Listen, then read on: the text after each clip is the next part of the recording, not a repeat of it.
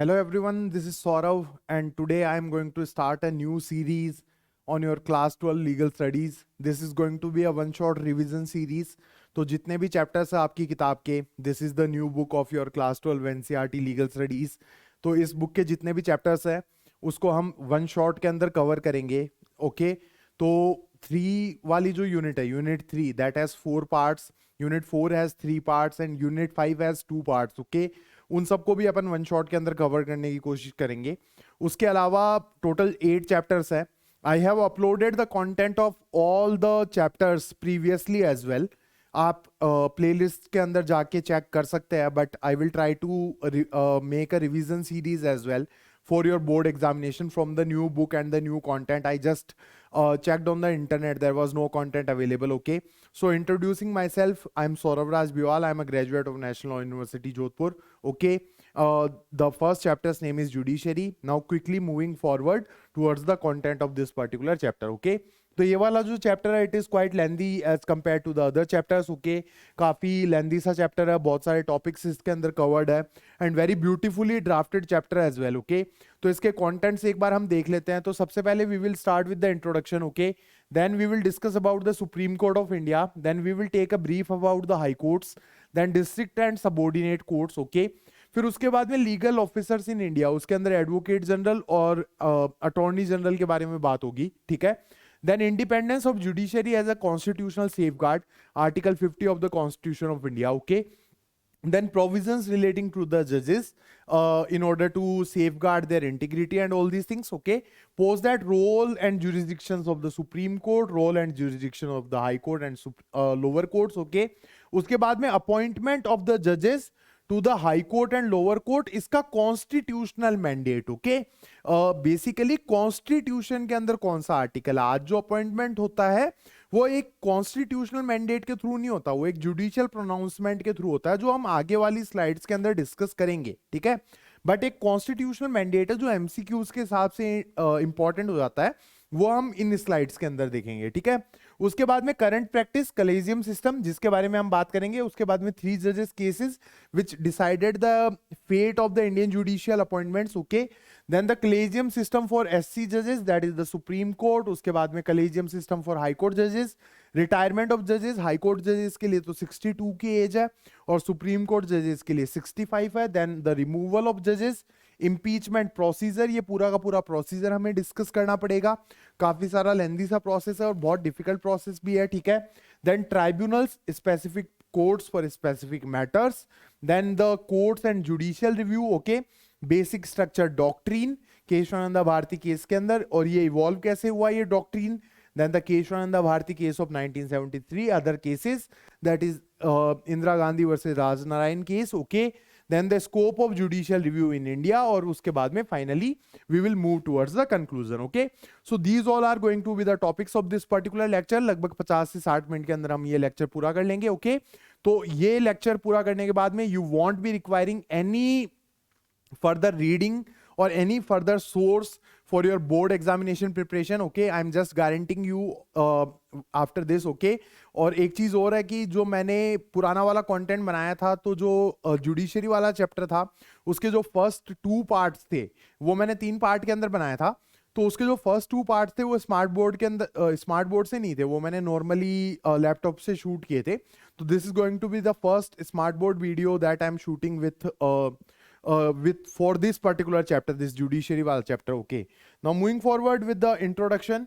तो देखो इंट्रोडक्शन के अंदर क्या है कि India has basically adopted a federal system of government. Okay India के अंदर फेडरल गवर्नमेंट चलती है. फेडरल गवर्नमेंट का मतलब क्या है, there is a separation of power between the centre and the states. Okay but there is मतलब यहाँ पे देखो, India has adopted a federal system of government which distributes the law enacting power between the center and the states, yet the constitution establishes the center integrated system of judiciary comprising of courts to administer both center and state laws. Okay, तो देखो although we have a federal structure, मतलब कि centre और state level पे हमारे पास distribution of powers है, but हमारे पास judiciary का एक इंटीग्रेटेड सिस्टम है. ठीक है.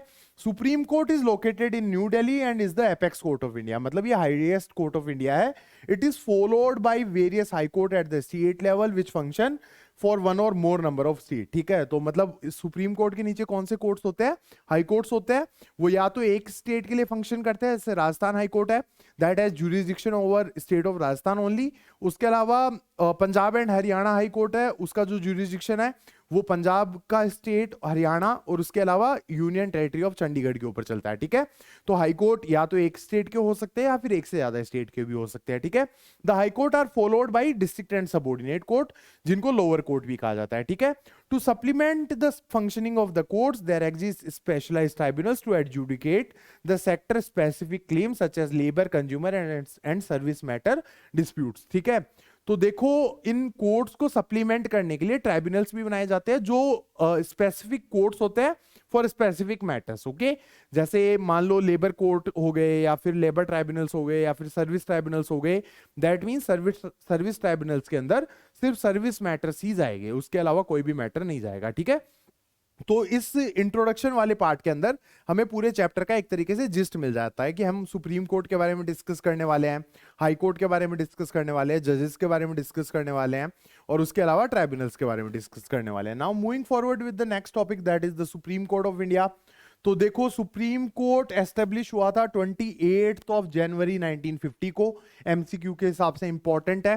26 जनवरी 1950 को तो हमारा कॉन्स्टिट्यूशन इनेक्ट हुआ था, उसके 2 दिन बाद में ही सुप्रीम कोर्ट बन गया था, ठीक है। अब इसने रिप्लेस किसको किया था, it replace the federal court of India and the judicial committee of the privy council which were at the apex of the Indian court system during the colonial era, okay। तो colonial era में British time पे 2 court हुआ करते थे जो Indian court के एकदम pinnacle पे थे, पीक पे थे। ये कौन से कोर्ट थे, एक तो judicial committee of the privy council और उसके बाद में फेडरल कोर्ट ऑफ इंडिया, ठीक है। These two were considered as the apex court of India. इनको किसने रिप्लेस कर दिया, this is the supreme Court which replace them on 28 of January 1950, okay.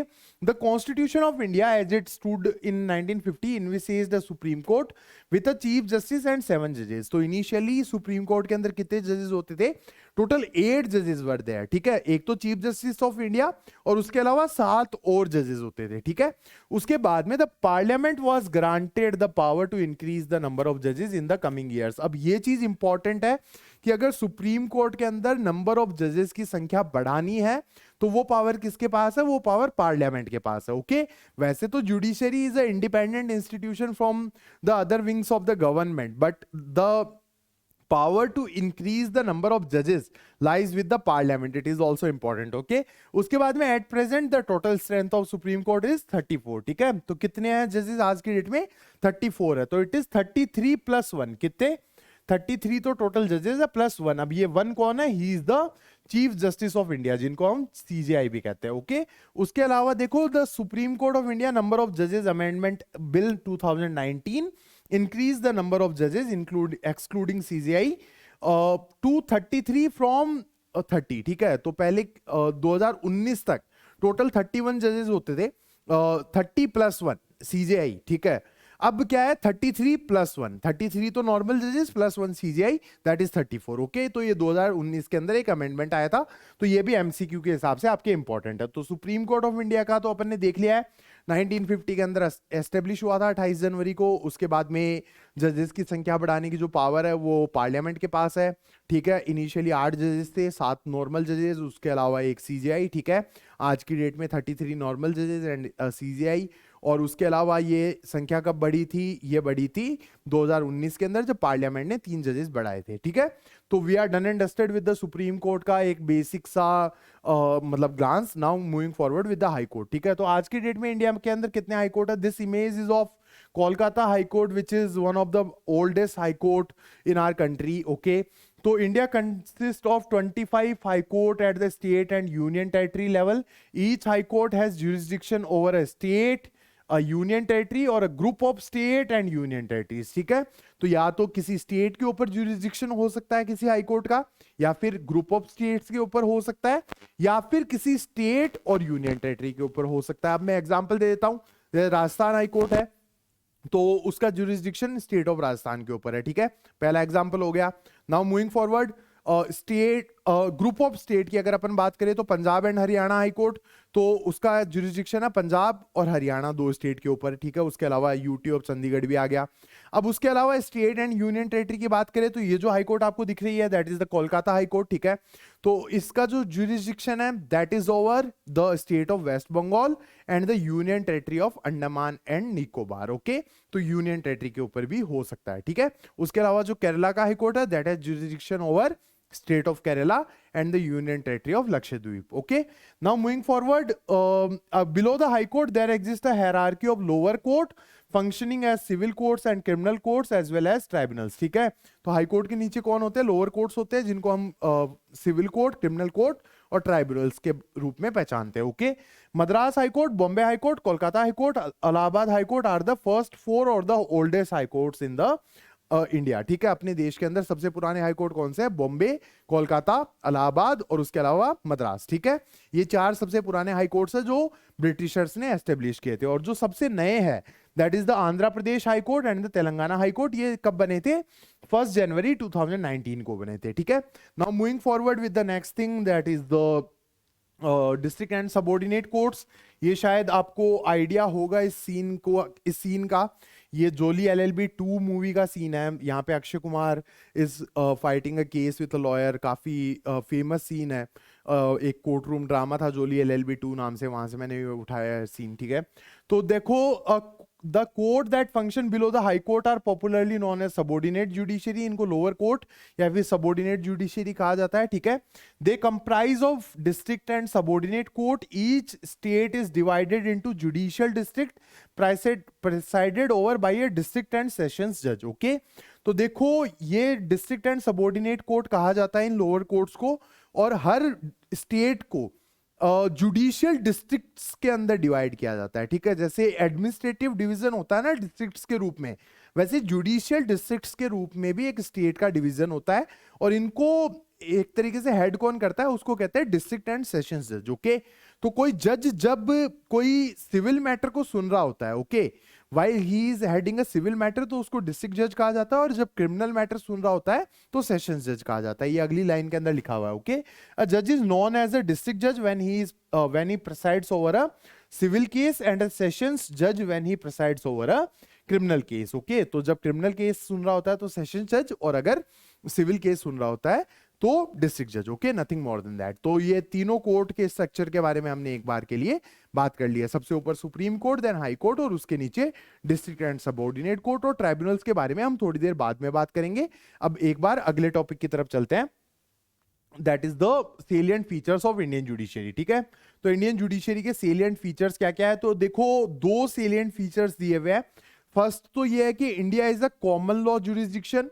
Common law jurisdiction का मीनिंग ये होता है कि इंडिया में जज मेड लॉ चलता है। जज मेड लॉ का मतलब ये है कि इंडिया में जजेस जो भी डिसीजंस देते हैं, हाई कोर्ट्स और सुप्रीम कोर्ट के जजेस जो भी डिसीजंस देते हैं, वो आगे चल के एक जुडिशियल प्रेसिडेंट बन जाते हैं, ठीक है। जुडिशियल प्रेसिडेंट का मतलब ये होता है कि आगे चल के उनकी एक तरीके से लॉ जैसी वैल्यू होती है, ओके। तो this is common law jurisdiction. और दूसरा ये है कि इंडिया फॉलो है adversarial model of dispute resolution. That means India के अंदर लॉयर्स का रोल ज्यादा होता है, ठीक है, इन डिस्प्यूट रिजोल्यूशन। तो देखो India has a common law jurisdiction, तो India has adopted a common law model based on British system. The judgement delivered by जजेस becomes judicial precedents which helps filling up gaps in laws, ठीक है। तो जिन चीज के ऊपर हमारे पास laws नहीं होते उन गैप्स को कौन फिल करता है, जुडिशरी फिल करता है, ठीक है। Under the common law judiciary can make laws through judicial decision of courts. However under civil law only legislature or executive has the power to create laws and rules, okay। तो देखो common law system के अंदर क्या होता है, जो India के अंदर फॉलो होता है कि जुडिशरी कैन मेक लॉज और fill up the gaps in laws, okay.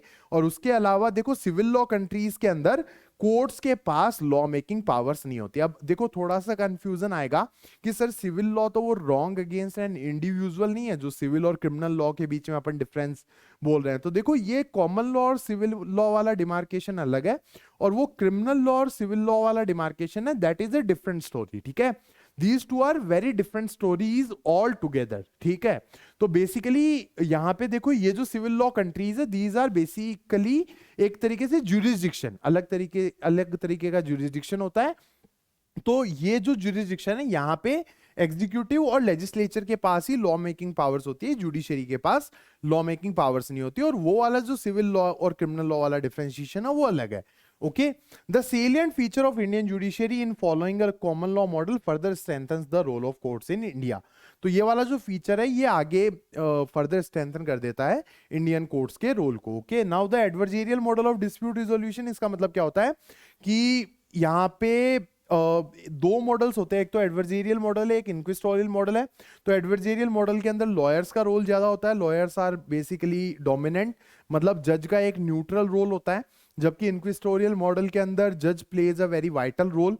जब सेकंड यूनिट अपन पढ़ेंगे एडीआर वाली, when I will upload that video, या फिर वो प्लेलिस्ट के अंदर पढ़ा है एडीआर का, मैंने ऑलरेडी अपलोड कर दिया है वीडियो, तो उसके अंदर अगर आप पढ़ोगे तो यू विल रियलाइज कि इंक्विस्टोरियल मॉडल जो है वो बेसिकली जज का रोल उसके अंदर ज्यादा होता है। जज basically plays a role of a detective and proactive role, जबकि एडवर्जेरियल मॉडल के अंदर लॉयर का रोल ज्यादा होता है, जो इंडिया के अंदर चलता है। ठीक है, तो यहाँ पे देखो, in an adversarial model the role of lawyers representing the party becomes vital where they present their cases before neutral जजेस, whereas in inquisitorial model the judges play more proactive role। Okay, तो इंक्विस्टोरियल model के अंदर जजेस का role थोड़ा सा ज्यादा होता है। तो salient features of Indian judiciary की बात करें तो सबसे पहले इंडिया एक कॉमन लॉ जुरिस्डिक्शन है, और number 2 India follows a adversarial model of dispute resolution, जिसके अंदर लॉयर्स का रोल ज्यादा होता है। Okay, now moving forward with the next topic, that is the legal officers in India. तो देखो, कॉन्स्टिट्यूशनली अगर अपन बात करें कि कॉन्स्टिट्यूशन के अंदर दिए हुए जो लीगल ऑफिसर्स है, जो मतलब सरकारी वकील जो है, वो दो ही है। तो एक तो होता है attorney general, which is the first law officer of the country and the main law officer और the main lawyer of the government of India, और जो स्टेट लेवल पे उनका काउंटर पार्ट होता है, he is the advocate general. जो इनके articles है, that is article 76 of the constitution of India for attorney general, और एडवोकेट जनरल के लिए article 165। Okay, the attorney general is the first legal officer of the country. Okay, attorney general is appointed by the president under article 76, this is important from your MCQ perspective. उसके बाद में attorney general gives advice to the government of India. Obvious सी बात है, first legal officer of the country है, government of India का सबसे बड़ा वकील है, तो लीगल एडवाइस तो देगा ही गवर्नमेंट ऑफ इंडिया को। The attorney general is assisted by solicitor general and 4 additional solicitor generals. ठीक है, इनको असिस्ट करने के लिए कौन होते हैं? सॉलिसिटर जनरल होता है एक, ठीक है, उसके अलावा 4 एडिशनल सॉलिसिटर जनरल्स और होते हैं। उसके अलावा the position of solicitor general and additional solicitor generals is not recognised in the constitution. तो अगर मान लो ये एमसीक्यू आ जाए कि ये सॉलिसिटर जनरल और एडिशनल सॉलिसिटर जनरल का आर्टिकल कौन सा है, तो there will be none of these का ऑप्शन, तो वो टिक करना है, क्योंकि ये कॉन्स्टिट्यूशनली रिकॉग्नाइज पोस्ट नहीं है, ये बाद में बनाई गई कोई लीगल स्टैच्यू के थ्रू बनाई हुई पोस्ट है। Okay, now moving forward with the advocate general. तो देखो, advocate general is a senior law officer who acts as the legal advisor to the state government। ये constitutionally recognized post है under article 165 of the constitution of India, and he is being appointed by the governor of the state। ठीक है, ये चीज important है कि advocate general को कौन अपॉइंट करता है? That is the governor of the respective state. The advocate general is the chief legal adviser of the state and performs duties like representing the state before the courts.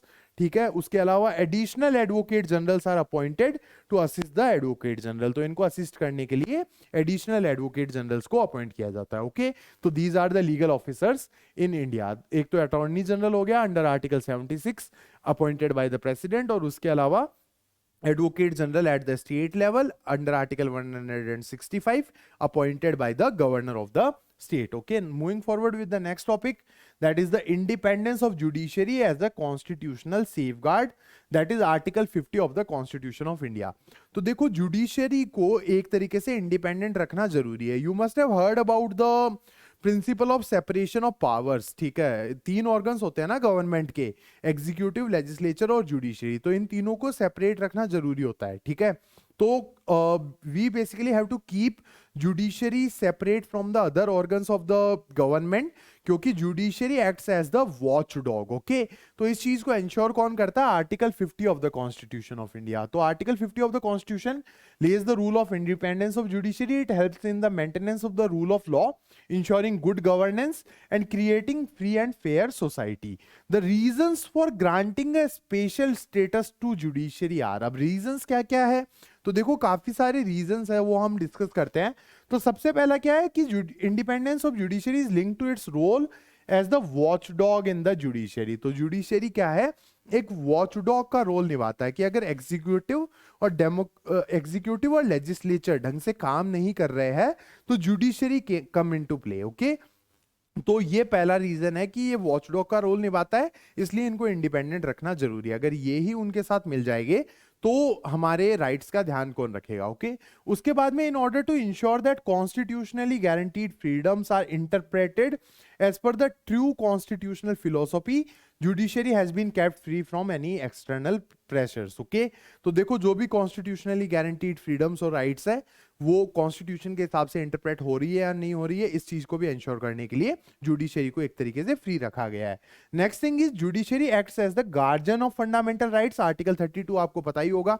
Okay, are fundamental rights which are constitutionally granted to every citizen in India. तो देखो जुडिशरी basically हमारे fundamental rights को भी protect करने का काम भी करता है, तो that's why it is being granted a independent status. उसके अलावा independence of judiciary is vital for the respect of due process of law. अब ये ड्यू प्रोसेस ऑफ लॉ क्या होता है? तो देखो मैं एक एग्जांपल देता हूं। सपोज दैट एक प्राइम मिनिस्टर आता है इंडिया के अंदर, he wins like 500 out of 543 seats in the Lok Sabha. आज की डेट में 543 सीट्स है ना, तो उसमें से कोई 500 सीट जीत जाता है। ओके, और राज्यसभा के अंदर मान लो 245 या 243 सीट्स है, तो उसमें से कोई 200 सीट्स के ऊपर राज कर रहा है। ठीक है, तो एक तरीके say that person has clear majority in both the houses. ठीक है, दोनों हाउसेस के अंदर उस इंसान के पास क्लियर मेजोरिटी है, मतलब वो जो बिल चाहे वो पास करवा सकता है, जो चाहे वो कर सकता है। लेकिन इसका मतलब ये नहीं है कि वो बिना लीगल प्रोसीजर के वो करेगा। अगर उस इंसान को भी कुछ करना है, that powerful person wants to do something, उसको भी अगर कोई काम करना है तो वो किसके हिसाब से करना पड़ेगा? ड्यू प्रोसेस ऑफ लॉ के साथ करना पड़ेगा।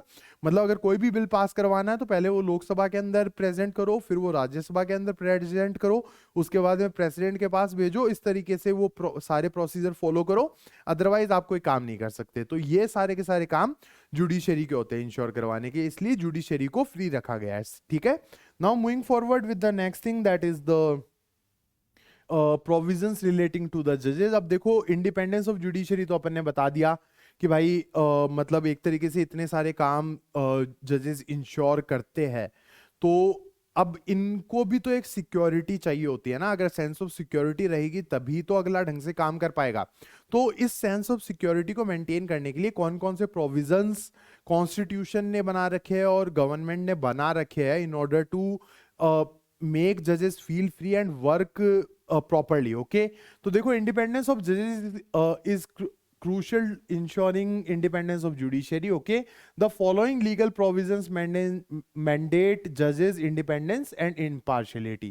तो देखो रिटायरमेंट एज जो है वो 65 है सुप्रीम कोर्ट के लिए और 62 है हाई कोर्ट के लिए, और उसके अलावा they are not allowed to practice in equivalent और lower courts post retirement. Okay, अपने पोस्ट की सैंक्टिटी मेंटेन करने के लिए वो अपने रिटायरमेंट के बाद में कहीं और या इक्विवेलेंट कोर्ट के अंदर प्रैक्टिस नहीं कर सकते।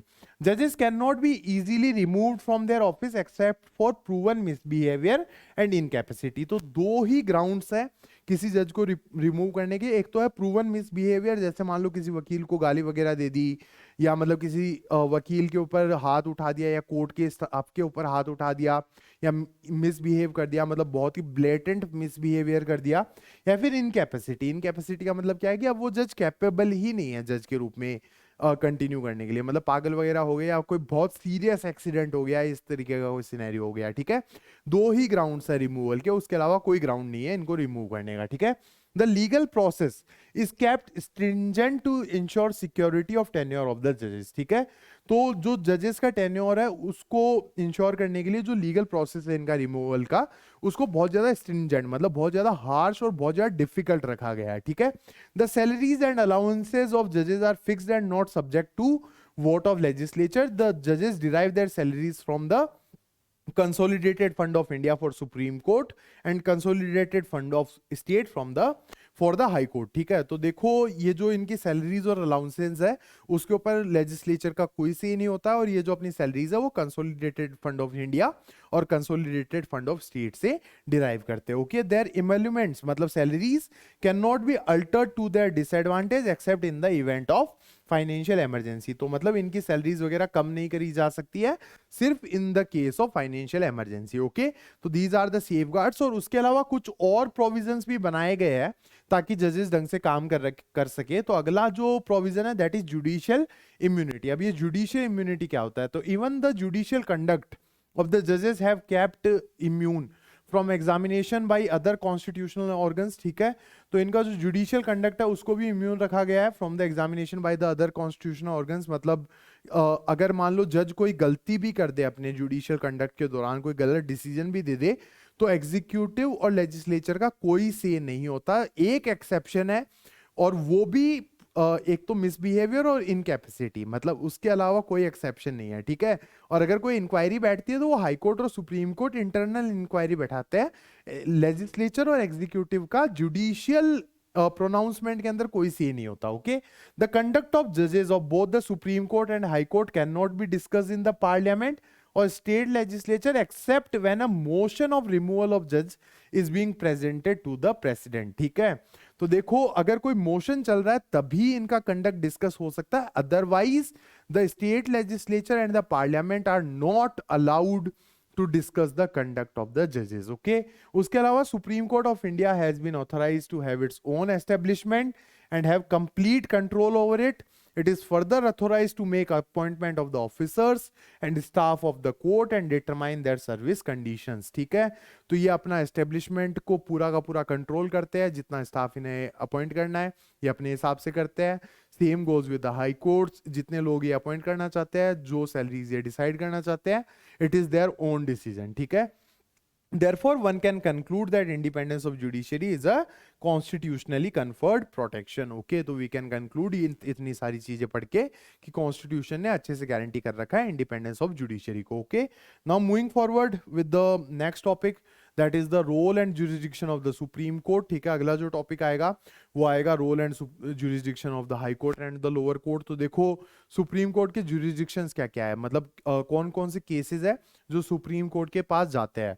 तो सबसे पहला है ओरिजिनल जुरिस्डिक्शन. ओरिजिनल जुरिस्डिक्शन का मतलब होता है ये वो केसेस है जो सिर्फ सुप्रीम कोर्ट के पास ही जाते हैं. These are the cases which directly goes to the supreme court of India. तो देखो यहाँ पे क्या लिखा हुआ है, government of India versus state government. Okay, that means कि अगर मान लो भारत सरकार और किसी राज्य सरकार के बीच में कोई डिस्प्यूट हो गया तो ऑब्वियस सी बात है कि Supreme Court is the deciding authority. और उसके बाद में second state government versus state government, मतलब मान लो state of Tamil Nadu versus state of Karnataka, इस तरीके का कोई केस हो गया तो वो सीधा सुप्रीम कोर्ट में जाएगा. ये ओरिजिनल जुरिस्डिक्शन है. ओके, उसके बाद में अपीलेट जुरिस्डिक्शन, अपील के थ्रू, मतलब मान लो कोई हाई कोर्ट के अंदर केस चल रहा है और वो पार्टी सेटिस्फाइड नहीं है हाई कोर्ट के जजमेंट से, तो they can appeal to the supreme court in civil matters, criminal matters and constitutional matters. Depend करता है कि थोड़े बड़े मैटर्स होने चाहिए. ठीक है, अदरवाइज तो नहीं जा सकते. मैटर ऑफ नेशनल इंपॉर्टेंस भी होने चाहिए. और उसके अलावा एक एसएलपी नाम की चीज होती है. एसएलपी का मतलब होता है स्पेशल लीव पिटीशन. इसका मीनिंग क्या होता है, suppose that there is a case ongoing in the high court. आपका हाई कोर्ट के अंदर कोई केस चल रहा है और आपको लगता है कि you should present that particular case to the supreme court. Okay, तो आप क्या करोगे कि आप सुप्रीम कोर्ट के अंदर एक एसएलपी लगाओगे, मतलब एक स्पेशल लीव पिटीशन लगाओगे. और अगर सुप्रीम कोर्ट ने एक्सेप्ट कर लिया कि मतलब यस कह दिया तो वो केस आपका सुप्रीम कोर्ट में ट्रांसफर हो जाएगा, अदरवाइज वो केस आपका हाई कोर्ट के अंदर चलता रहेगा. ओके, तो these are the appellate jurisdiction, मतलब अपील फाइल करना सुप्रीम कोर्ट के अंदर. Okay, then we have advisory jurisdiction. इसको हम प्रेसिडेंशियल रेफरेंस भी कहते हैं. दैट मींस कि अगर राष्ट्रपति को प्रेसिडेंट को कोई भी एडवाइस चाहिए होती है किसी भी मैटर के ऊपर सुप्रीम कोर्ट की, तो he can seek that. Okay, तो this is advisory jurisdiction of the supreme court of India. उसके अलावा पब्लिक इंटरेस्ट लिटिगेशन, पीआईएल, ये एक जुडिशियल प्रोनाउंसमेंट ही है, कॉन्स्टिट्यूशनल तो नहीं है, कॉन्स्टिट्यूशन के अंदर तो नहीं लिखा हुआ था। एक केस हुआ था हुसैनारा खातून वर्सेस स्टेट ऑफ बिहार नाम से, ये जस्टिस पीएन भगवती ने ये जजमेंट दिया था। तो इसके अंदर बेसिकली बिहार के अंदर जो प्रिजन इनमेट्स थे, प्रिजन के अंदर जो प्रिजनर्स थे, उनकी हालत बहुत ज्यादा खराब थी। तो हुसैनारा खातून नाम की एक इंसान थी, उसने केस कर दिया था। तो जस्टिस पीएन भगवती ने पीआईएल आर अलाउड इस तरीके से कोई केस दिया था। He is also known as father of PIL in India. तो पब्लिक इंटरेस्ट लिटिगेशन के केसेस भी सुप्रीम कोर्ट के अंदर फाइल किए जा सकते हैं। उसके अलावा रिट जुरिसडिक्शन, रिट पिटिशंस जो होती है अंडर आर्टिकल 32, तो अगर कोई भी फंडामेंटल राइट आपका वॉयलेट हो रहा है तो you can file a writ petition in the supreme court of India. तो देखो, जो आपकी रिट रेमेडीज है, they are being discussed in detail in unit 5, जो ह्यूमन राइट्स इन इंडिया नाम से जो यूनिट है, उसके अंदर डिटेल के अंदर डिस्कस्ड है। Although there is a separate video that I have made, जो मैंने डिस्कस किया है already, and I will again discuss the writ remedies properly when I will discuss the unit 5A। ठीक है, but I will put a link in description, जो भी video बना हुआ है तो मैं उसके अंदर समझा दूंगा। अभी तो मैं इनका मीनिंग ही बता रहा हूँ, अभी मैं डिटेल के अंदर नहीं डिस्कस कर रहा। तो देखो, अगला जो जुरिसडिक्शन है that is the writ jurisdiction. तो मैंडेमस का मतलब होता है वी कमांड, मतलब एक हाई कोर्ट और सुप्रीम कोर्ट लोअर अथॉरिटीज को कमांड करती है कि ढंग से काम करो। मान लो कोई डीएम वगैरह ढंग से काम नहीं कर रहे हैं तो मैंडेमस यूज होता है। उसके अलावा हेबेस कॉर्पस, हेबेस कॉर्पस का मतलब होता है प्रेजेंट अ बॉडी, किसी को भी डिटेन कर लिया जाता है तो हेबेस कॉर्पस यूज होता है, अरेस्ट कर लिया जाता है तो हेबेस कॉर्पस यूज होता है। प्रोहिबिशन, प्रोहिबिशन का मतलब क्या होता है कि अगर मान लो किसी कोर्ट के अंदर केस चल रहा है और उस कोर्ट का जुरिसडिक्शन नहीं है, मतलब उस कोर्ट की पावर ही नहीं है उस केस को सुनने की, तो प्रोहिबिशन की रिट लगती है। Then we have quo warranto, मतलब बाय व्हाट अथॉरिटी, मतलब बेसिकली अगर किसी भी पब्लिक सर्वेंट ने कोई पोस्ट एक्वायर कर रखी है बाय सम इलीगल मींस, तो उसको चैलेंज करना को वारंटो के थ्रू किया जाता है कि भाई आपने कैसे एक्वायर कर रखी है। मतलब मान लो कि suppose that a general category person acquires a fake SC certificate and becomes a IAS officer, तो उसकी जो अपॉइंटमेंट है वो लीगल तो नहीं है ना। जैसे पूजा खेड़कर का केस हुआ था, वो फेक सर्टिफिकेट से ही तो एक्वायर करके आईएएस बनी थी, तो ये को वारंटो के अंदर जाता है। ओके, उसके बाद में सर्शरी, मतलब अगर कोई जजमेंट आ गया और जिस कोर्ट ने जजमेंट दिया उसका जुरिसडिक्शन ही नहीं था उस केस को सुनने का, तो सर्शरी की रिट पिटीशन लगती है। ओके, तो this is the writ jurisdiction of the supreme Court.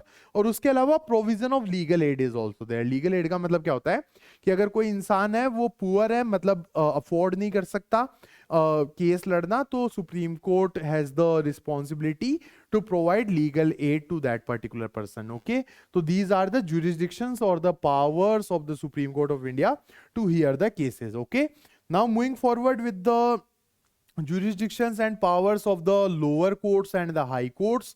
तो देखो, सबसे पहले कोर्ट ऑफ फर्स्ट इंस्टांस जो है, फर्स्ट इंस्टांस मतलब सबसे पहले केस कहां जाता है, वो लोअर और सबऑर्डिनेट कोर्ट्स के पास जाता है। ठीक है, they are generally the courts of first instance followed by the high courts. तो जनरली हाई कोर्ट के पास जो केसेस है वो अपील के थ्रू जाते हैं। तो these courts have set territorial and pecuniary limits when accepting cases of civil nature। तो pecuniary limits क्या होता है, मतलब जो फाइनेंशियल लिमिट्स होती है केसेस की, मॉनेटरी लिमिट्स होती है, तो इनकी टेरिटोरियल लिमिट्स भी होती है। मतलब कि एक तरीके से जुडिशियल डिस्ट्रिक्ट्स डिसाइडेड होते हैं, थाने वगैरह और मतलब बाउंड्रीज वगैरह डिसाइड होती है कौन सा केसेस किस साइड जाएगा। और उसके बाद में अगर कोई अपील वगैरह होती है तो वो हाई कोर्ट की तरफ जाती है। तो similar hierarchy exist in the criminal courts. Once matter are adjudicated by these courts they proceed to the high Court on appeal. तो एक बार कोई भी मैटर जो है, कोई भी केस है, इन कोर्ट के थ्रू एडजुडिकेट हो जाता है तो अपील के साथ हाई कोर्ट के अंदर जाता है। High courts have writ jurisdiction under article 226। जो आर्टिकल 32 मैंने आपको बताया था ना पिछले स्लाइड के अंदर, उसी की तरह हाई कोर्ट में भी रिट पिटिशंस लगती है। सेम ही आर्टिकल चेंज है 226, mandamus, habeas corpus, prohibition, quo warranto and certiorari. Okay, तो these are the roles of high court and the lower courts. Okay, now moving forward with the appointment of जजेस to the supreme Court. तो इसका constitutional mandate हम एक बार देख लेते हैं कि कॉन्स्टिट्यूशनल मैंडेट क्या है अपॉइंटमेंट का। तो देखो बेसिकली हाई कोर्ट और सुप्रीम कोर्ट के जो जजेस है वो अपॉइंट तो होते हैं प्रेसिडेंट्स के द्वारा, ठीक है, प्रेसिडेंट इनको अपॉइंट करता है, final appointment is being made by the president of India. Article कौन से है? सुप्रीम कोर्ट के लिए आर्टिकल 124 है, हाई कोर्ट के लिए आर्टिकल 217 है, ठीक है। अब देखो आर्टिकल 124 ऑफ कॉन्स्टिट्यूशन क्या कहता है, इसकी रीडिंग एक बार ले लेते हैं। एवरी जज of the supreme court shall be appointed by the president after consultation with such of judges of the Supreme Court and High Court in states and as the president may deem necessary। तो president को appoint करना है, किसको? High court और supreme court के जजेस को, और वो कंसल्ट कर सकता है उनके प्रेसिडेंट जजेस को, ठीक है। तो this is the article 124 of constitution of India. This article further provides for the qualifications required to become a जज एट द सुप्रीम कोर्ट। तो ये क्वालिफिकेशंस जो है वो इस तरीके से है। Citizenship of India has been for at least 5 years a जज ऑफ अ हाई कोर्ट और of 2 or more high court in succession, मतलब कोई भी हाई कोर्ट या 2 से ज्यादा हाई कोर्ट का जज रहा हुआ होना चाहिए 5 साल के लिए, ठीक है, ये सेकंड रिक्वायरमेंट है। उसके बाद में has been for at least 10 years an advocate of a high court, या फिर किसी और हाई कोर्ट के अंदर या फिर सुप्रीम कोर्ट के अंदर भी चल सकता है, और a distinguished jurist in the opinion of the president, मतलब एक अच्छा खासा कानून का जानकार in the opinion of the president. Okay, तो these are the qualifications to become a जज इन द सुप्रीम कोर्ट। अब एक चीज देखना, ये सिर्फ कॉन्स्टिट्यूशनल मैंडेट है कि कॉन्स्टिट्यूशन ने क्या कह रखा है, प्रेजेंट सिस्टम अलग है, वो कलेजियम सिस्टम है, वो आगे की स्लाइडों में अपन डिस्कस करेंगे। तो एक बार के लिए संविधान ने क्या कह रखा है यही मैंने डिस्कस किया। Okay, moving forward with the next thing that is the appointment of जजेस टू द हाई कोर्ट। तो इसका कॉन्स्टिट्यूशनल मैंडेट क्या कहता है? तो आर्टिकल है 217। आर्टिकल्स गाइस थोड़े से याद रख लेना यार प्लीज, मतलब एग्जाम के हिसाब से आर्टिकल्स लिखते हो तो सच में मार्क्स मिलते हैं, और एमसीक्यूज में तो डायरेक्ट पूछ लेते हैं। ओके, तो आर्टिकल्स थोड़े से याद रखते रहना। जैसे सुप्रीम कोर्ट के अंदर रिट लगती है आर्टिकल 32 से, हाई कोर्ट में 226 से लगती है। उसके बाद में अटॉर्नी जनरल आर्टिकल 76 के अंदर लिखा हुआ है, एडवोकेट जनरल 165 के अंदर लिखा हुआ है, ठीक है। फिर उसके बाद में सुप्रीम कोर्ट के जज अपॉइंट होते हैं आर्टिकल 124 से, हाई कोर्ट के जज अपॉइंट होते हैं आर्टिकल 217 से। तो ये इतने आर्टिकल आए जो पिछले 20-30 सेकंड से मैं बोल रहा हूँ, एक बार रिवाइंड करके देख लेना, इतने ही आर्टिकल अब तक आए, ये लिखते रहना प्लीज। ओके, आर्टिकल्स लिखते रहोगे तो सच में मार्क्स मिलेंगे। इस कॉन्स्टिट्यूशन का तो इसमें डिस्कस हो रहा है, आगे सेक्शंस डिस्कस होते जाएंगे आगे वाले चैप्टरों में, तो ये लिखने से नंबर मिलते हैं, ये बहुत ज्यादा इंपॉर्टेंट चीज है। ओके, तो आर्टिकल 217 217 प्रेस्क्राइब्स दैट एवरी जज of the high court shall be appointed by the president. तो हाई कोर्ट के जजेस को भी प्रेसिडेंट अपॉइंट करता है, और गवर्नर नहीं अपॉइंट करता है इनको, ठीक है, ये ध्यान में रख लेना। After consultation with the CJI chief justice of India, the governor of the state, and in the case of appointment of the जज other than the chief justice of the high court concern. तो देखो article 217 क्या कहता है कि president appoint करेगा। Consult किससे करना है? सीजीआई से कंसल्ट कर दो, और उसके बाद में गवर्नर ऑफ द स्टेट से कंसल्ट कर दो, और अगर उसके बाद में नॉर्मल जज अपॉइंट कर रहे हो, चीफ जस्टिस नहीं अपॉइंट कर रहे हो, तो उसी हाई कोर्ट के प्रेजेंट चीफ जस्टिस से भी एक बार बात कर लो। तो ये कॉन्स्टिट्यूशनल मैंडेट है। ओके, क्वालिफिकेशंस क्या है? इंडियन सिटीजन कंपलसरी, 10 साल तक कोई जुडिशियल ऑफिस हेल्ड करी हुई होनी चाहिए, मतलब ये जो जुडिशियल सर्विस ऑफिसर्स होते हैं ये 10 साल तक काम किया हुआ होना चाहिए।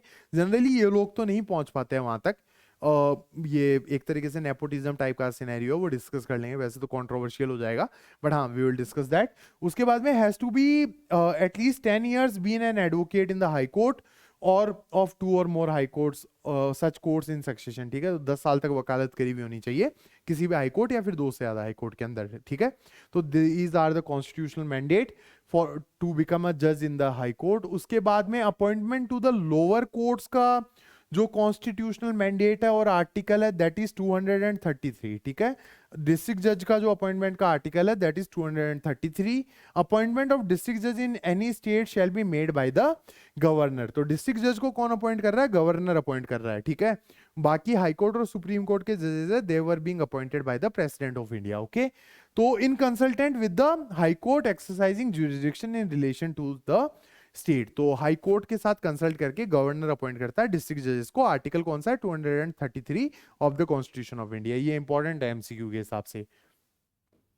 Now moving forward, the qualification are member of the judicial service of the state, और उसके अलावा और 7 साल की प्रैक्टिस, ठीक है।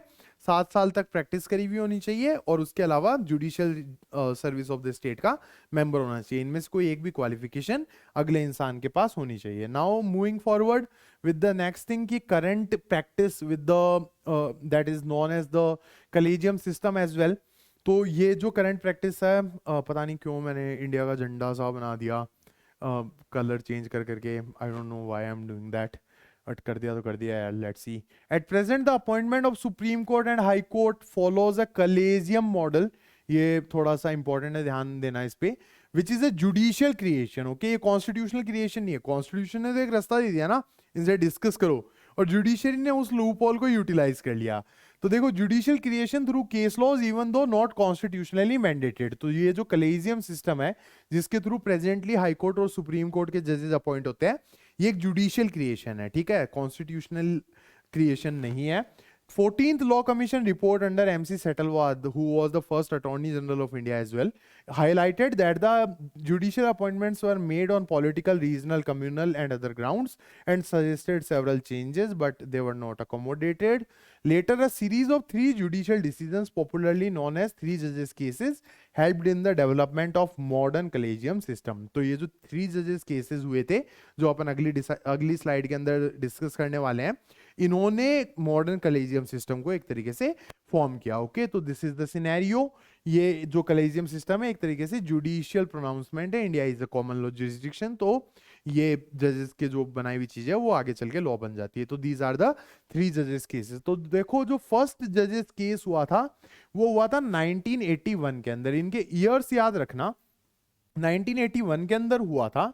तो इस केस के अंदर क्या हुआ कि जो अपॉइंटमेंट ऑफ जजेस है वो पूरी पावर प्रेसिडेंट ऑफ इंडिया को दे दी गई। ओके, अब वो जो पूरी पावर है प्रेसिडेंट ऑफ इंडिया को दे दी गई। यहां पे देखो कि this case give primacy to the executive. Executive कौन है? बेसिकली प्रेसिडेंट ही तो है। अब प्रेसिडेंट इज द अपॉइंटी, एक तरीके से प्रेसिडेंट अपॉइंट कर रहा है। तो प्रेसिडेंट किसकी एडवाइस के हिसाब से चलेगा? ऑब्वियस ही बात है, पीएम की एडवाइस के हिसाब से ही चलेगा। तो कौन अपॉइंट कर रहा है? एक तरीके से लेजिस्लेचर अपॉइंट कर रहा है। फ्रॉम 1981 टू 1993 कौन अपॉइंट कर रहा है? एक तरीके से लेजिस्लेचर अपॉइंट कर रहा है। तो जो आर्टिकल 50 था, इंडिपेंडेंस ऑफ जुडिशियरी, वो कहीं ना कहीं ब्रीच हो रहा था। ओके, तो give primacy to the executive and stated that CJI's recommendation to the president can be refuse for cogent reasons. अब कॉजेंट रीजंस क्या क्या होते हैं कि एक ढंग के रीजन के लिए, मतलब एक स्ट्रॉन्ग रीजन के लिए रिफ्यूज किया जा सकता है। अब स्ट्रॉन्ग रीजन तो कुछ भी हो सकता है, आप कुछ भी बोल सकते हो, depends upon the president. Okay, it give vast powers to the executive for next 12 years in making judicial appointments. तो एक तरीके से सरकार अपॉइंट कर रही थी सुप्रीम कोर्ट और हाई कोर्ट के जजेस को 12 साल तक। ओके, अब कहानी बदलती है 1993 के अंदर। सेकंड जजेस केस कब आया? 1993 के अंदर कहानी एकदम से बदल जाती है। Okay, the judgment held that the chief justice of India CJI has the primacy in the matters of appointment to the Supreme Court and High Court, and an appointment has to be in conformity with the final opinion of the CJI। तो second जजेस case 1993 के अंदर क्या बोला गया कि appointment कौन करेगा? चीफ जस्टिस ऑफ इंडिया करेगा। The CJI will make the final appointment. Okay, तो this was the decision in the second जजेस केस। तो 12 साल तक तो कौन अपॉइंट कर रहा था? एक तरीके से सरकार ही अपॉइंट कर रही थी। उसके बाद में 5 साल तक सीजेआई अपॉइंट कर रहा था।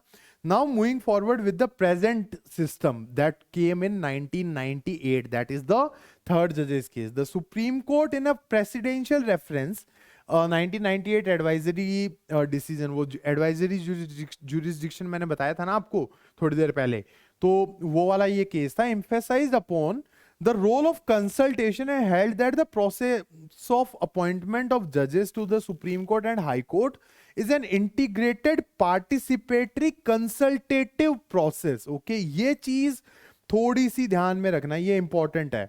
integrated participatory consultative process। okay, the CJI forms up his opinion after consultation with plurality of judges and his opinion is formed by a body of senior judges। तो CJI को क्या करना है? कुछ plurality of जजेस के साथ discuss करना है। मतलब सिर्फ CJI अपॉइंट नहीं करेगा, बहुत सारे जजेस को बैठा के या फिर कुछ जजेस को बैठा के उनसे डिस्कस करके जजेस को अपॉइंट करना है, ये इस जजमेंट के अंदर कहा गया। अब जो प्रेजेंट कॉलेजियम सिस्टम है वो इसी जजमेंट से आया। कौन सा वाला? जो 1998 वाला जो जजमेंट था, थर्ड जजेस केस, इसी से आया। और ये एक एडवाइजरी जुरिस्डिक्शन का जजमेंट था। Okay, now moving forward with the present system of appointments, ठीक है, the collegium system for supreme court जजेस। ये तो इजी सा है। हाई कोर्ट वाला थोड़ा सा टिपिकल है, उसके अंदर स्टेप्स ज्यादा है। सुप्रीम कोर्ट वाला तो इजी सा ही है। तो देखो, present collegium system for the supreme court जजेस, ये क्या है, ये डिस्कस कर लेते हैं। तो under the collegium model for appointment of जजेस of the supreme court, the CJI consults 4 senior most जजेस ऑफ द सुप्रीम कोर्ट। ये चीज नोट डाउन कर लेना गाइस। तो देखो स्टेप 1 क्या है, दिस इज द स्टेप 1। मैं स्टेप लिख देता हूं। तो ये पहला स्टेप है, जो चीफ जस्टिस ऑफ इंडिया है वो 4 सीनियर मोस्ट जजेस ऑफ द सुप्रीम कोर्ट को कंसल्ट करेगा, ठीक है। उसके बाद में जो भी रिकमेंडेशंस होंगे, ये चीज नोट डाउन करो एक बार, जो भी रिकमेंडेशंस होंगे वो किसको भेजे जाएंगे? यूनियन लॉ मिनिस्टर को भेजे जाएंगे। ये स्टेप 2 है आपका, ठीक है। स्टेप 2 क्या है?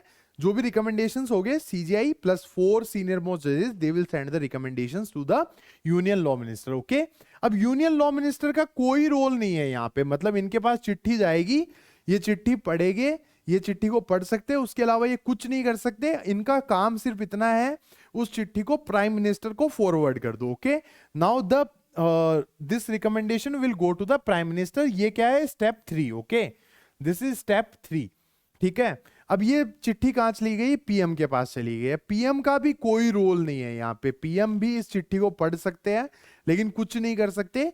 And he will forward this particular चिट्ठी और the recommendation to the president of India, who will make the final appointment. Okay, this is the 4th step. तो देखो कायदे से होता क्या है, अगर मैं आपको नॉर्मल भाषा में बताऊं तो सबसे पहले सीजीआई जो है वो 4 सीनियर मोस्ट जजेस के साथ बैठ के डिसाइड करेंगे, भाई ये 4 नाम है। तो वो व्हाट्सएप पे फॉरवर्ड कर देंगे मैसेज अर्जुन राम मेघवाल जी को, जो यूनियन लॉ मिनिस्टर है, ठीक है। अर्जुन राम मेघवाल जी वो मैसेज पढ़ेंगे, वो फॉरवर्ड कर देंगे मोदी जी को, ठीक है। मोदी जी वो मैसेज पढ़ेंगे, वो फॉरवर्ड कर देंगे द्रौपदी मुर्मू जी को, और द्रौपदी मुर्मू जी वो व्हाट्सएप पे स्टोरी लगा देंगे, ठीक है। और वो सबको पता चल जाएगा कि भाई ये 4 नाम है जो ये जजेस बनने वाले हैं। तो this is the appointment procedure. तो देखो फाइनली चलती किन की है? ये जो सीजीआई और 4 सीनियर मोस्ट जजेस है, इनका जो रिकमेंडेशन है वो कोई चेंज नहीं कर सकता। बीच में यूनियन लॉ मिनिस्टर भी आ रहे हैं, प्राइम मिनिस्टर भी आ रहे हैं, प्रेसिडेंट भी आ रहे हैं, but the final recommendation is of the CGI and the 4 senior most judges and no one else. Okay, now moving forward, seniority principle in the appointment of CGI. तो देखो CGI कौन बनता है? जो सीनियर मोस्ट जज होता है supreme court का, बाई मतलब एज नहीं, मतलब एज तो देखो 65 के आसपास, फिर तो एकदम जो 1-1.5 महीने में रिटायर होने वाले वही बनने लग जाएंगे सीजीआई, ठीक है।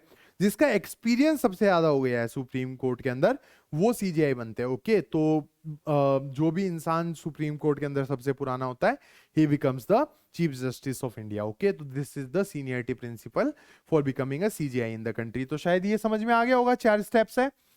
सीजीआई कंसल्ट्स 4 सीनियर मोस्ट जजेस, फिर यूनियन लॉ मिनिस्टर को अपना रिकमेंडेशन भेजते हैं, वो प्राइम मिनिस्टर को भेज देते हैं, और प्राइम मिनिस्टर फाइनली प्रेसिडेंट को वो रिकमेंडेशन भेज देते हैं और वो अपॉइंटमेंट कर देते हैं। ओके, तो this is the collegium system for the supreme court.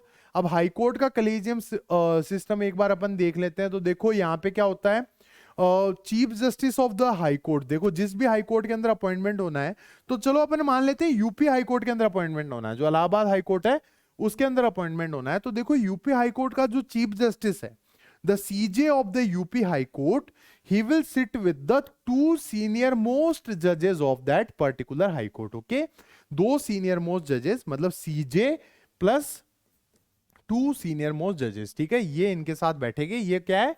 Step 1 है। ओके, तो दिस इज स्टेप 1। मैं स्टेप्स लिख देता हूं यहां पे। तो he will sit with the 2 senior most जजेस ऑफ द हाई कोर्ट। अब ये जो अपने रिकमेंडेशन है वो किसको भेजेंगे? CM and the governor of the state को। किसको भेजेंगे? CM and the governor of the state को। तो ये स्टेप 2 है। ओके, उसके बाद में ये जो लोग हैं, सीएम और गवर्नर है, ये जो रिकमेंडेशन है ये किसको भेज देंगे? यूनियन लॉ मिनिस्टर को भेज देंगे। तो ये क्या हो गया? स्टेप 3 हो गया। मतलब सीजे ने नाम डिसाइड किए किसके साथ बैठ के, मतलब 2 सीनियर मोस्ट जजेस के साथ, फिर अपना रिकमेंडेशन सीएम और गवर्नर को भेज दिया, सीएम और गवर्नर ने मिलके वो फॉरवर्ड कर दिया यूनियन लॉ मिनिस्टर को, जो प्रेजेंटली अर्जुन राम मेघवाल जी है।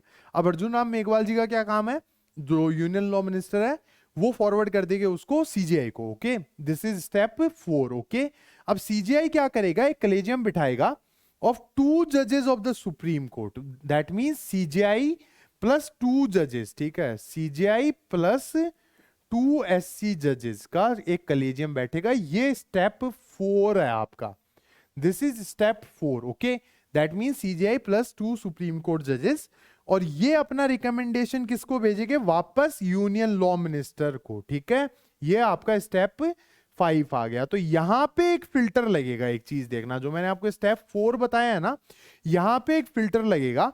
जो रिकमेंडेशंस ऊपर से आया है, मतलब यूपी हाई कोर्ट के चीफ जस्टिस और 2 सीनियर मोस्ट जजेस ने जो रिकमेंडेशन भेजा है, उसके ऊपर एक फिल्टर लगेगा यहां पे, जो सीजीआई और 2 सुप्रीम कोर्ट के जजेस बैठे, ये उसको फिल्टर आउट कर सकते हैं। फिर ये यूनियन लॉ मिनिस्टर को फॉरवर्ड कर देंगे। यूनियन लॉ मिनिस्टर किसको भेज देगा, वो प्राइम मिनिस्टर को भेज देगा। ये है आपका स्टेप 6। ओके, ठीक है, और उसके बाद में फाइनली अपॉइंटमेंट कौन करेगा, प्रेसिडेंट, जो है स्टेप 7। ओके, तो this is about the appointment of high court जजेस। ठीक है, एक बार रिवाइंड करके वापस देख लेना, जो भी है 7 स्टेप है इसके। ठीक है, तो this is the collegium system for the appointment of high court जजेस। Okay, now the appointment of chief justice of high court, same size system follow होता है। Chief Justice of High Court is appointed as per the policy of having Chief Justices from outside of the respective state। मतलब राजस्थान का इंसान Rajasthan high court का chief justice नहीं बन सकता, UP का इंसान यूपी हाई कोर्ट का चीफ जस्टिस नहीं बन सकता। This is the practice. Okay, the collegium takes call on the elevation. High court judges are recommended by the collegium comprising of the CJI and 2 senior most judges. Okay, तो मतलब high court जजेस कौन recommend करता है, एक collegium होता है chief justice of India और 2 सीनियर मोस्ट जजेस। लेकिन जो प्रपोजल कौन इनिशिएट करता है, जो पिछला सीजे होता है। ओके, हु कंसल्ट 2 सीनियर जजेस of the high court and sends the recommendation to the CM of the state and उसके बाद में recommendation is then forwarded to the union law minister. तो जो पुराना वाला प्रोसेस मैंने आपको बताया था वो सेम सा ही है। मतलब जो चीफ जस्टिस है, करंट चीफ जस्टिस है, वो किसी दूसरे हाई कोर्ट के जज को देखता है कि हाँ भाई ये बंदा ठीक लग रहा है, ये हमारे स्टेट का नहीं है लेकिन ये हमारे हाई कोर्ट को हेड कर सकता है। फिर वो प्रोसेस स्टार्ट करता है, वो उसका नाम फॉरवर्ड करता है सीएम को, सीएम उसका नाम फॉरवर्ड करता है यूनियन लॉ मिनिस्टर को, यूनियन लॉ मिनिस्टर उसका नाम फॉरवर्ड करता है सीजीआई को, सीजीआई 2 सीनियर। अब एक चीज का थोड़ा सा बदलाव है यहाँ पे, पहले तो 2 नॉर्मल जज को लेके बैठ सकता था सीजीआई, लेकिन यहाँ पे 2 सीनियर मोस्ट जजेस को लेके बैठना है। ठीक है, सीजीआई 2 सीनियर मोस्ट जजेस को लेके बैठेगा, फिर वो यूनियन लॉ मिनिस्टर को वो चिट्ठी भेज देगा, फिर he will forward that to the prime minister and prime minister will give that to the president and president will finally make the appointment of the chief justice of that particular high court. Okay, similar सा process है, बस एक छोटा सा change है ये वाला। ठीक है, प्रपोजल ये लोग इनिशिएट करते हैं, तो एक बार आप देख लेना ये। ठीक है, now moving forward to the retirement of जजेस। तो देखो हाई कोर्ट के जज है वो 62 की एज पे रिटायर हो जाते हैं, जबकि जो सुप्रीम कोर्ट के जज है उनकी जो रिटायरमेंट एज है वो 65 है, और जो डिस्ट्रिक्ट कोर्ट के जज है उनकी रिटायरमेंट की एज है वो स्टेट गवर्नमेंट डिसाइड करती है। 2002 के अंदर एक वेंकटचलिया रिपोर्ट आई थी, उसने हाई कोर्ट के जज के रिटायरमेंट की एज को 65 करने की बात कही थी, और सुप्रीम कोर्ट की जो रिटायरमेंट एज है वो 68 करने की बात कही थी, लेकिन ये मानी नहीं गई। Okay, 114th amendment act discuss हुआ था 2010 के अंदर। ठीक है, ये हाई कोर्ट के जजेस की रिटायरमेंट एज को 65 करना चाहता था, लेकिन ये कंसीडर नहीं हुआ था पार्लियामेंट के अंदर। ओके, तो दिस वाज द सीन। तो this is about the retirement of जजेस। अब जो अगला टॉपिक है ये रिमूवल ऑफ जजेस है। तो रिमूवल ऑफ जजेस को हम इम्पीचमेंट कहते हैं, प्रोसीजर का जो नाम है that is known as impeachment. Article जो है सुप्रीम कोर्ट के लिए 124 क्लॉज 4 है, और हाई कोर्ट के लिए आर्टिकल इज 218। ठीक है, जजेस can be removed on only 2 grounds. पहला है इनकैपेसिटी और the second one is proven misbehaviour. Okay, only 2 grounds are there. Wait for a second guys, only 2 grounds of removal are there. ठीक है, एक तो इनकैपेसिटी और दूसरा प्रूवन मिसबिहेवियर है।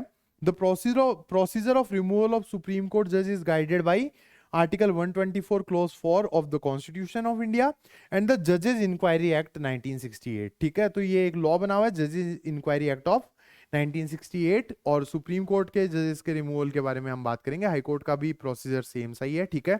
तो अब देखो बात करते हैं कि ये इम्पीचमेंट होता कैसे है। तो प्रोसीजर देखो क्या है। तो removal proceeding start in any of the houses of the parliament, okay, either 100 members of Lok Sabha और 50 मेंबर्स ऑफ राज्यसभा, ठीक है। तो आपको स्टार्ट अगर करनी है तो आपको 100 मेंबर ऑफ लोकसभा के साइन करवाने पड़ेंगे या 50 मेंबर ऑफ राज्यसभा के साइन करवाने पड़ेंगे, और वो किसको देना पड़ेगा, या तो स्पीकर ऑफ लोकसभा को या चेयरमैन ऑफ राज्यसभा को, ठीक है। जिसके भी साइन करवाए उस हिसाब से, अगर 50 मेंबर ऑफ राज्यसभा के साइन आपने करवा लिए तो राज्यसभा के चेयरमैन को पकड़ा दो वो लेटर, या फिर लोकसभा के मेंबर्स के साइन कराए तो लोकसभा के स्पीकर को वो लेटर पकड़ा दो, ओके। यहां पे देखो दे माइट एक्सेप्ट और रिजेक्ट इट, वो या तो उसको एक्सेप्ट कर ले या रिजेक्ट कर ले, ठीक है, ये उनके ऊपर है। Now next thing, constitution of an inquiry committee. अब अगर उन्होंने एक्सेप्ट कर लिया तो ये एक इंक्वायरी कमिटी बिठाएगी। तो after the motion is admitted, the speaker of Lok Sabha और chairman of Rajya Sabha will form an inquiry committee as per the Article 3 Clause 2 of the Judges Inquiry Act 1968 to start investigating the complaint. It will consist of the following members: एक तो supreme court जज, high court chief justice and a distinguished jurist as per the opinion of the speaker and chairman, ठीक है। तो देखो ये inquiry committee बनाएंगे। Inquiry committee का कौन मेंबर होगा, एक तो सुप्रीम कोर्ट का जज, एक कोई हाई कोर्ट का एग्जिस्टिंग चीफ जस्टिस, ठीक है। उसके अलावा एक distinguished jurist as per the opinion of the speaker or chairman, whosoever is initiating the inquiry, okay. Now moving forward with the next thing, that is the submission of the inquiry report, that is the next topic, ठीक है। inquiry report को submit करना अगला topic है। तो देखो after concluding its investigation, the inquiry committee will put down its finding in the formal report and submit it to the speaker or chairman. If the report finds misbehavior or incapacity which makes the judge guilty, the motion of removal will be put to vote in both Lok Sabha and Rajya Sabha as per Article 124 Clause 4 of the Constitution. The motion is required to be adopted by each house by a majority, या तो देखो मतलब half of the total majority, ठीक है, 1/2 of the total majority, या फिर जितने भी लोग आए उनका 2/3, ठीक है। If the motion is adopted by this majority in one house, the motion will be sent to the other house, ठीक है। एक हाउस में अडॉप्ट हो गया तो दूसरे हाउस से भी इतनी ही मेजोरिटी से उसको पास करवाना होता है। उसके बाद में स्टेप 4 क्या है, order by the president as per the article 124 clause 4। After the motion is adopted in both the houses by the required majority, it is placed before the President of India, who will issue an order for the removal of the judge, okay. So this is the step 4 that is being required, okay. So this is the impeachment procedure. Final जो removal है वो president करते हैं। Now moving forward with the next topic, that is the tribunals. I guess बहुत लंबा हो चुका है ये lecture already, but it is a very lengthy chapter guys, तो मतलब करना ही पड़ेगा, whatever it is a revision series, तो हमें ये पूरा करना है chapter, तो what can we do, okay। तो देखो tribunals क्या होता है, तो these are semi judicial bodies involved in dispute resolution। semi judicial bodies का मतलब क्या होता है कि बेसिकली क्वाजी जुडिशियल बॉडीज होती है, इनके एडमिनिस्ट्रेटिव फंक्शंस भी होते हैं और उसके अलावा ये जुडिशियल फंक्शंस भी परफॉर्म करते हैं, ठीक है। दे फंक्शन एज सेमी और quasi judicial bodies as they consist of administrative officers और जजेस विदाउट अ लीगल बैकग्राउंड, ठीक है। ये ओरिजिनली कॉन्स्टिट्यूशन का पार्ट नहीं थे, 42nd अमेंडमेंट 1976 से ये इसके अंदर आए, ठीक है। मतलब अपने देश के अंदर ये इंट्रोड्यूस किए गए 42nd अमेंडमेंट, जो फेमस और इनफेमस अमेंडमेंट हुआ था। तो article 323 clause A of the constitution, 323 clause A of the constitution है वो एडमिनिस्ट्रेटिव ट्राइब्यूनल से डील करता है, और 323 क्लॉज बी जो है वो अदर मैटर के ट्राइब्यूनल से डील करता है, ठीक है। अब एक बार देख लेते हैं ट्राइब्यूनल्स के बारे में। तो देखो कौन कौन से ट्राइब्यूनल्स हो सकते हैं। तो 323B of the Constitution, the Parliament and the state legislatures are authorized to provide for establishment of tribunals for adjudication of dispute relating to the following matter। तो देखो एक तो taxation हो गया, foreign exchange and export हो गया, industrial and labor disputes, land reform laws, sealing on urban property, election disputes of members of parliament and state legislatures, production, procurement, supply and distribution of food stuffs and essential goods, और rent and tenancy issues. Okay, तो इन सब के ऊपर state legislatures और parliaments जो है वो लॉज बना सकते हैं। ओके, तो ये आर्टिकल 323A और 323B के अंडर पावर्स है स्टेट लेजिस्लेचर और पार्लियामेंट की to make up the tribunals. Okay, तो these are semi judicial bodies और क्वाजी जुडिशियल बॉडीज। जरूरी नहीं है कि लीगल बैकग्राउंड के ही जजेस इनके अंदर हो। Okay, now moving forward with the next topic, that is the court and judicial review. तो देखो जुडिशियल रिव्यू क्या होता है, बेसिकली कोर्ट्स की एक एक्स्ट्रा पावर होती है। तो this judicial review allows judiciary to safeguard the checks and balances and to ensure the separation of power of the other two branches of the government. ठीक है, तो देखो बाकी दो ब्रांचेस ढंग से काम कर रही है या नहीं कर रही है, इसको हम जुडिशियल रिव्यू कहते हैं। ठीक है, court have the judicial review powers to declare any law unconstitutional if it is enacted by breaching the demarcation. ठीक है, तो अगर कोई भी लॉ कॉन्स्टिट्यूशन के अगेंस्ट जाता है तो कोर्ट्स के पास पूरी पावर होती है उस लॉ को अनकॉन्स्टिट्यूशनल डिक्लेयर करने की। That is article 13 of the constitution of India as well. Okay, the concept dates back to 1800 and the landmark case of Madison versus Marbury. Okay, Justice Williams applied this principle for the first time and later became one of the most important judicial principles. Okay, ये आगे चल के एक काफी important judicial principal भी बन गया। ठीक है, तो ये कहां से आया था, मेडिसन वर्सेस मरबरी के अंदर आया था जुडिशियल रिव्यू का पहली बार बात। ठीक है, now moving forward with the next thing, that is the basic structure doctrine. तो it was laid down in the Kesavananda Bharati versus state of Kerala case 1973। Okay, तो ये वाला जो डॉक्ट्रीन है ये क्या कहता है कि अगर कोई भी कॉन्स्टिट्यूशनल अमेंडमेंट अगर basic structure of constitution of India के अगेंस्ट जाएगा तो उसको अनकॉन्स्टिट्यूशनल करार दे दिया जाएगा। ठीक है, तो एनी अमेंडमेंट दैट डिस्ट्रॉयज और हार्म्स द बेसिक और essential feature of the constitution like secularism, democracy and federalism will be declared unconstitutional. ठीक है, तो ये इनवैलिडेट कर देता है और अनकॉन्स्टिट्यूशन कह देता है कोई भी ऐसा अमेंडमेंट जो डिस्ट्रॉय करता है इंडिया के कॉन्स्टिट्यूशन के बेसिक फीचर को। अब ये बेसिक फीचर क्या क्या है, सेक्युलरिज्म हो गया, डेमोक्रेसी हो गया, फेडरलिज्म हो गया। ठीक है, उसके अलावा this concept was introduced by judiciary in order to tide over the spate of amendments which were eroding into the basic elements of the Indian constitution. तो 1973 के आसपास बहुत सारे अमेंडमेंट पार्लियामेंट ऐसे कर रहा था जो कॉन्स्टिट्यूशन को एक तरीके से डिस्ट्रॉय कर रहा था, तो उनको डील करने के लिए जुडिशरी ने इन अमेंडमेंट इस डॉक्ट्रीन को इंट्रोड्यूस किया था। Okay, the doctrine came into play comes into play when it is felt that the executive and legislature transgress the boundary defined by the constitution underlying the spirit of separation of powers। तो जब भी legislature और executive अपनी powers को breach करते हैं और constitution को डिस्ट्रॉय करने की कोशिश करते हैं तो बेसिक स्ट्रक्चर डॉक्ट्रीन जो है वो सामने आ जाता है। Okay, now moving forward with the evolution of the basic structure doctrine. तो देखो दो केस हुए थे, उसके बाद में केशवानंदा भारती केस आया था।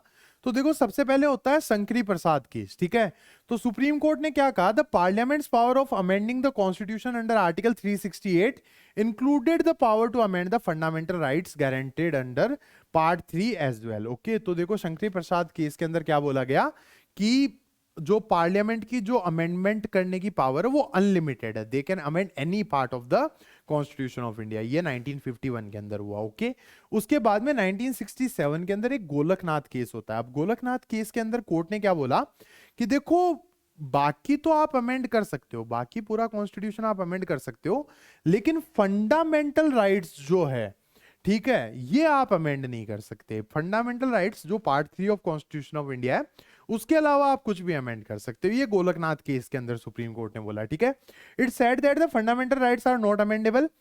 ठीक है, to the parliamentary restriction as stated in Article 13 and to amend the fundamental rights a new constitutional assembly would be required। ठीक है, तो एक नई संविधान सभा की जरूरत पड़ेगी फंडामेंटल राइट्स को अमेंड करने के लिए, बाकी आप कुछ भी अमेंड कर सकते हो। ये गोलकनाथ केस के अंदर कहा गया। ठीक है, उसके बाद में अगला जो केस आया वो आया Kesavananda Bharati versus state of Kerala. तो इसके अंदर टोटल 13 जजेस की बेंच थी। ठीक है, 13 जजेस बेंच वाज देयर और 24 अप्रैल 1973 को इसका जजमेंट आया था। ठीक है, ये सचिन तेंदुलकर की डेट ऑफ बर्थ भी है। ठीक है, this was a landmark case in defining the concept of the basic structure doctrine. The supreme court held that although no part of constitution including fundamental right, was beyond the parliament's amending power. The basic structure of constitution could not be abrogated even by a constitution's amendment. Okay, तो इसने क्या कहा कि भाई parliament चाहे कुछ भी amend करे कॉन्स्टिट्यूशन के अंदर, हमें कोई दिक्कत नहीं है, ठीक है। जैसे शंकरी प्रसाद केस के अंदर अनलिमिटेड अमेंडमेंट पावर दी थी ना, यहाँ पे भी अनलिमिटेड अमेंडमेंट पावर दे दी। गोलकनाथ केस ने तो मना कर दिया था कि आप फंडामेंटल राइट को अमेंड नहीं कर सकते। सुप्रीम कोर्ट ने कहा करो, कोई दिक्कत वाली बात नहीं है, लेकिन देखो बेसिक स्ट्रक्चर ऑफ कॉन्स्टिट्यूशन को ब्रीच नहीं करना है किसी भी तरीके से, ठीक है। The judgment implied that the parliament can only amend the constitution and not rewrite it, मतलब अमेंड करना है, बदलाव करो, बदलो मत, ठीक है, चेंज मत करो उसे। Okay, the power to amend is not power to destroy, ठीक है। अमेंड करने की पावर है, बर्बाद करने की पावर नहीं है, ठीक है। This is the basis in Indian law in which the judiciary can strike down any amendment passed by the parliament that is in conflict with the basic structure of the constitution. तो अगर कोई भी amendment basic structure of the constitution के साथ conflict में है, तो that can be struck down by the Supreme Court or the High Court. Okay, तो this is the Keshavananda Bharti case and the basic structure doctrine. Okay, अब other cases के अंदर एक केस है, ये इंदिरा गांधी वर्सेस राज नारायण है। तो इसमें हुआ क्या था, इंदिरा गांधी ने अपने चुनाव जीतने के लिए आईएएस आईपीएस ऑफिसर्स को यूज कर लिया था। ओके, तो इलाहाबाद हाई कोर्ट ने इनका जो इलेक्शन है उसको इनवैलिडेट कर दिया था, ठीक है। हियर द फिर उसके बाद में एक केस इन्होंने फाइल किया, ठीक है, राज नारायण जो मतलब इनके अगेंस्ट चुनाव लड़े थे, ठीक है। तो दैट वाज द स्टोरी। तो बहुत सारी चीजें हुई थी उस टाइम पे, इमरजेंसी वगैरह लग गई थी एंड ऑल दीस थिंग्स। तो the supreme court applied the theory of basic structure, ठीक है, 1975 का केस है ये, and struck down the clause 4 of the article 329A which was inserted by the 39th amendment in 1975 on the grounds that it was beyond the parliament's amending power as it destroyed the constitution's basic feature। तो एक amendment हुआ था 39th amendment, उससे एक article बनाया गया, article 329A। उसका clause 4 क्या कहता था कि देखो ये जो election of president, vice president, prime minister and speaker of Lok Sabha है, ये जुडिशियरी की स्क्रूटिनी के बाहर है, ठीक है। जुडिशियरी का कोई से नहीं है इन चारों के इलेक्शन के ऊपर, ठीक है। President, vice president, prime minister और स्पीकर ऑफ लोकसभा, ठीक है। ये एक तरीके से लॉ बना दिया था पार्लियामेंट ने, ठीक है, अमेंड कर दिया था कॉन्स्टिट्यूशन को। तो इसको स्ट्रक डाउन कर दिया सुप्रीम कोर्ट ने, ये बोल के कि ये बेसिक स्ट्रक्चर का वोलेशन है। तो this is Indira Gandhi versus Raj Narayan case. Okay, now moving forward with the next thing, that is the scope of judicial review in India. ये सेकंड लास्ट स्लाइड है गाइस। तो देखो judicial review is one of the essential features of the Indian constitution. Okay, अगर ये judicial review नहीं होगा तो हो सकता है कि लेजिस्लेचर और एग्जीक्यूटिव एक्सप्लॉइट करने लग जाए हमारे कॉन्स्टिट्यूशन को। It has help to preserve the constitutional principles and values the constitutional supremacy. The power of judicial review is available to the supreme court and high court in different states in matters of both legislative and administrative actions. Okay, तो ये high court और supreme court दोनों को available है, state level और national level पे, legislature और executive दोनों के एक्शंस पे, ठीक है। Essentially the scope of judicial review in courts in India has developed with respect to 3 issues, ठीक है। तो ये इश्यूज कौन से हैं? पहला है protection of fundamental rights as guaranteed in the constitution. उसके बाद में matters concerning the legislative competence, मतलब लेजिस्लेचर ढंग से काम कर रहा है या नहीं कर रहा। और उसके बाद में fairness in the executive acts. Okay, तो इन सबसे पहले तो fundamental rights of the citizens को प्रोटेक्ट करना है। नंबर 2, एग्जीक्यूटिव और लेजिस्लेचर, इन दोनों का ध्यान रखना है। ओके, तो this is the scope of judicial review in India. Now moving towards the conclusion, are courts reign supreme. ये एक अमूल टॉपिकल है, ठीक है। तो यहाँ पे judiciary in India enjoys a very significant position since it has been made the guardian and custodian of the constitution. It is not only a watchdog against the violation of fundamental rights guaranteed under the constitution and thus insulates all persons, Indians and aliens alike, against discrimination, abuse of the state power and arbitrariness। मतलब ये ना सिर्फ citizens को बचाती है बल्कि foreigners को भी बचाती है। मतलब कोई भी अब्यूज नहीं होना चाहिए हमारे देश के अंदर, इक्वालिटी मेंटेन रहनी चाहिए and no arbitrariness should be there. Arbitrariness का मतलब होता है मनमानी नहीं होनी चाहिए, और कोई भी अब्यूज ऑफ स्टेट पावर नहीं होना चाहिए। मतलब कोई भी पावर अगर आपको मिली हुई है, भले ही सरकार हो, एग्जीक्यूटिव हो, लेजिस्लेचर हो, तो वो काम करने के लिए मिली हुई है, वो एक तरीके से एक्सप्लॉइट करने के लिए नहीं मिली हुई। ओके, तो that is it with the judiciary lecture. Okay, तो we are done and dusted with the first lecture of your new book of NCERT Legal Studies. This was the first unit for CBSE Boards 2024 and 2025 one-shot revision series presented by me, Saurav Raj Viwal. Okay, I will meet you with the second chapter, that will be ADR in India. Okay, thanks a lot for attending, guys. See you in the next lecture.